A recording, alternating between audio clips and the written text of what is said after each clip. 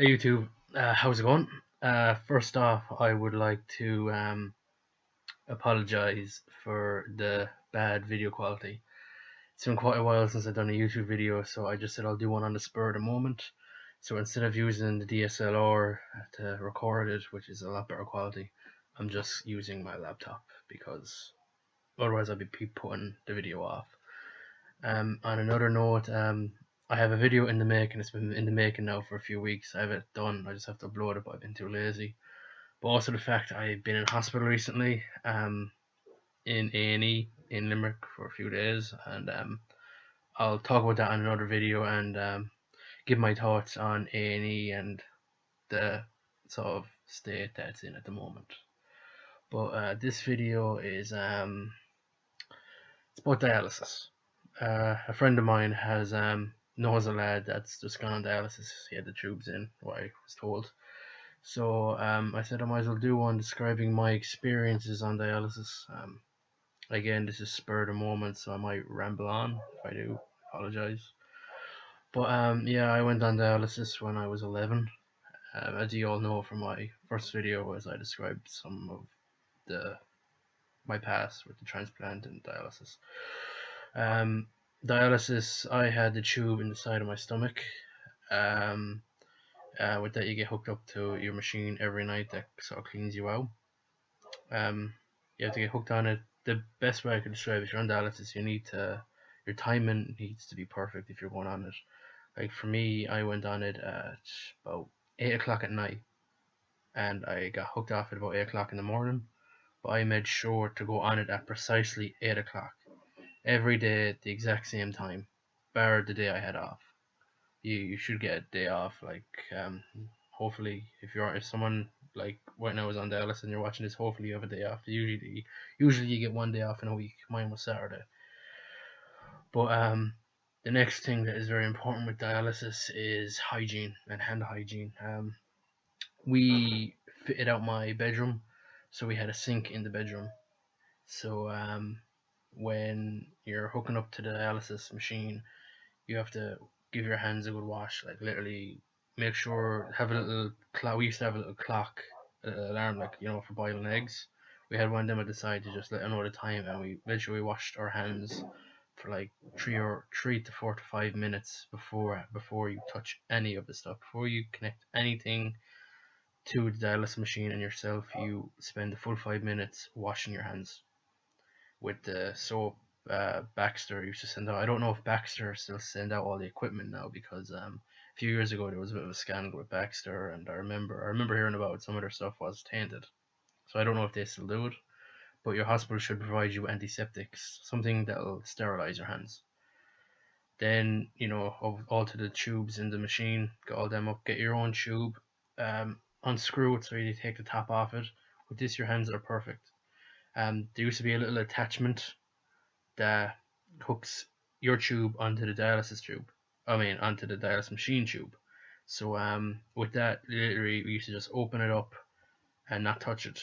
We used to remove the tip of the dialysis tube into it, then mine into it, and screw it on. Then, so it'd be nice hygiene, and make sure then it's taut. Well, it's not taut, but there's a bit of loose so you can move around, but it's not touching the floor. Then you went on your cycle for how many hours you have to do it. Everyone's is different. The best way I could describe being on dialysis, what it does to you, it's uncomfortable, because it is moving around all the water and fluid in your gut and all that, and it's like cramps and stuff. It's not painful, but it's not pleasant, if you get what I mean. What else can I really say about dialysis? See, it's a bit hard to remember my dialysis phase because I was only 11 at the time. So, see, this is the downside about doing a video without planning it. You're stuck for words, and know that when I have this finished, I'll remember, oh, I should have said that, or I should have said this. But yeah, hygiene is the best thing. Then also your showering routine has to change. For me, I had to shower on the third day, every 3 days. I had to do my shower. Because you can't get the tube that's in you or the bandage wet at all. If that bandage falls off, you have to replace it straight away. So I remember every 3 days it was the shower. Then after the shower, it was time to clean the area where the tube was coming out, because it was coming out of your side of your gut. It would get septic now and again, and it would be like it would scab from time to time, or ooze. It's disgusting, but you have to do it. So again, hopefully now the hospitals will do it. They give you all the necessary equipment to clean it. Just swabs. So you wipe around the area where the tube is coming out of you with the wipes. Make sure it's all perfectly clean. Sometimes the bandages leave, like, I don't know what it's called. It's like little bits of dirt. Like, you ever get a needle from the doctor and you rip off the plaster and there's like bits of the plaster stuck on. That if that's still on, you get these little alcohol wipes, and you have to literally rub it off hard. I remember that the most when I was on dialysis. That stuff used to hurt. It was like getting a cheese grater and rubbing it along your skin. But then there was also this alternative one. It was like in a blue packet, which does the same job, that didn't hurt at all. It's just whatever one you got, and in that stage you can't really be picky. Then after the whole area is clean, um, there's no oozing, and on your yoke, no oozing, no scabs, nothing. Straight away, a nice, fresh, clean bandage. You should get your bandages from the doctor. They're perfectly sized. And then I used to get plaster, and I used to loop my tube around my side here so it wasn't fully hanging. So it could be concealed under my top perfectly. Because if you had it like into your belt and you moved up, you could risk pulling it if your belt is tight. And you don't want that, to be honest. Like, as I said in my first video, the doctors told me a few horror stories of people that got their tubes ripped out because they were careless. So really, when you get your dialysis tube in you, don't be stupid. Like, you need to realize that this is in me. You're not normal. You can do normal things, but some things you can't do, and don't be taking risks with. What else really? Hygiene, as I said. Make sure you're on to your machine proper time, 8 o'clock, wherever time it is every night. Make sure your times are perfect. I can't really talk about alcohol or anything like that. As I said, I was 11 at the time, but I don't really think alcohol would be good for you when you're on it. So, try to stay away from the drinking that if you're on dialysis. I don't really know what else to say, to be honest. Like,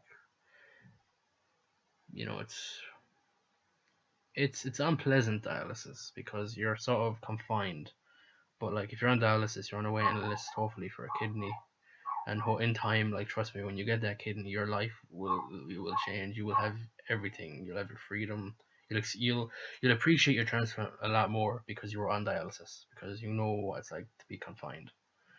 But the best thing I can say, if anyone out there right now watching this video is on dialysis, please message me if you have any problems, any questions, or literally if you just want someone to talk to that went through it.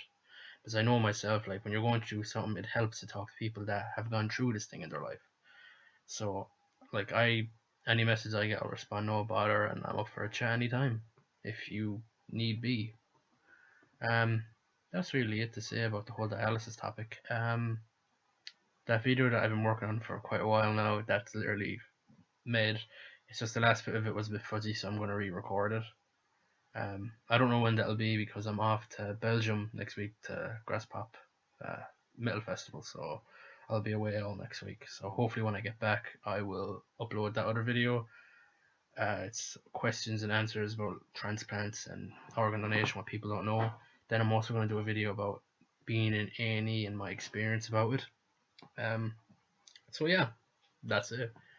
Don't forget to like it, subscribe, and share this video out, because you never know, it might get into someone who is on dialysis and just needs a friendly face, or just needs to know they're not alone, because you're not.